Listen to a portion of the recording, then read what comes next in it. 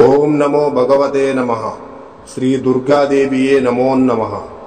రక్త తర్పణ చేతబడి మీ శత్రువులు గాని, మీరంటే గిట్టని వాళ్ళు గాని, మిమ్మల్ని వేధించే వాళ్ళని గాని వాళ్ళ ఫోటో పేర్లతో రక్త తర్పణం చేసి ఒక ఆత్మని మా ఆధీనంలో చేసుకొని మీ శత్రువుల వంటి మీదకు పంపించి మీ చేతికి మట్టి అంటకుండా, మీ పేరు బయటికి రాకుండా వాళ్ళ అంతటా వాళ్ళనే అంతం చేసుకునేలా చేస్తాము.